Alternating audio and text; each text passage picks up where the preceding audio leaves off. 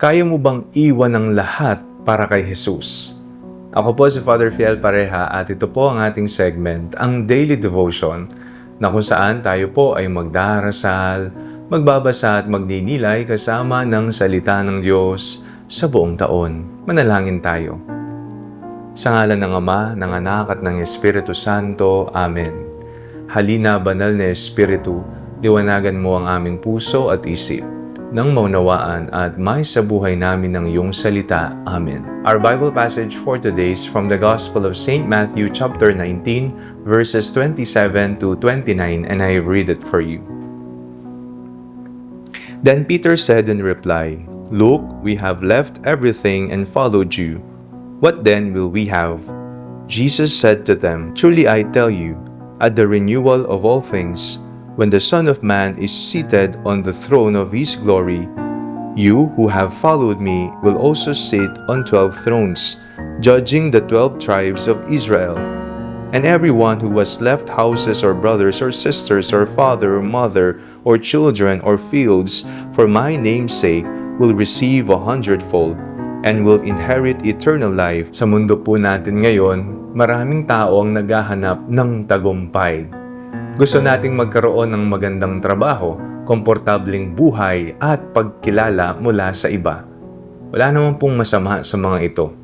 Ngunit minsan, sa sobrang paghahangad po natin sa mga bagay na panandalian, nakakalimutan natin ang pinakamahalagang kayamanan, ang pagiging malapit sa Diyos. Kaya ang tanong po sa ating lahat ay, ano ang handa nating iwan alang-alang kay Jesus?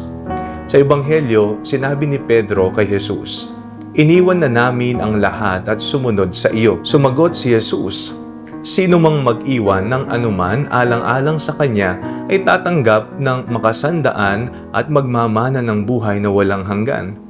Hindi sinasabi ng ating Panginoong Hesus na ang pagsunod sa Kanya ay walang sakripisyo.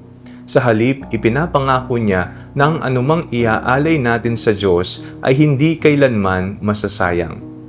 Ito po ang naging buhay ni Saint Charbel Makhlouf, na mas kilala bilang San Charbel. Iniwan niya ang komportableng buhay kasama ang kanyang pamilya upang maging monghe. Pinili niya ang katahimikan kaysa kasikatan, panalangin kaysa karangyaan, at ang Diyos kaysa sa anumang maiaalok ng mundo. Sa paningin ng marami, parang wala siyang nakamit. Ngunit sa mata ng Diyos, napakayaman ng kanyang buhay. Ang lihim ng kabanalan ni San Charbel ay hindi ang paggawa ng mga pambihirang bagay.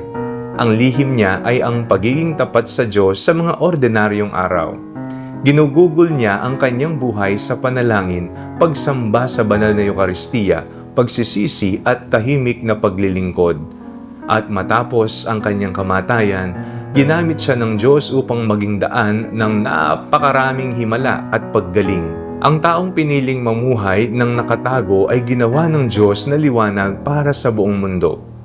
Hindi man po tayo tawaging maging monghe tulad ni San Charbel, tinatawag tayong iwan ang anumang humahadlang sa ating relasyon sa Diyos. Ang ating pagmamataas, kasalanan, sobrang pagkakapit sa material na bagay, o anumang pumapalit sa Diyos sa ating puso. Ang bawat sakripisyong ginagawa natin para kay Jesus ay tila pagkawala sa mata ng mundo. Ngunit ito ang tunay na pakinabang sa kaharian ng Diyos. Ang tunay na kayamanan ay hindi ang dami ng ating pag-aari, kundi ang lalim ng ating relasyon kay Kristo. Kapag pinili natin ang Diyos higit sa lahat, matutuklasan nating wala tayong iniwan na hindi niya kayang palitan ng mas dakilang biyaya. Manalangin tayo. Panginoong Jesus, tulad ni San Charbel, turuan mo kaming piliin ka higit sa lahat. Bigyan mo kami ng pusong handang magsakripisyo at manatiling tapat sa iyo, sapagkat ikaw ang aming tunay na kayamanan. Amen. Sa ngalan ng Ama, ng Anak at ng Espiritu Santo. Amen.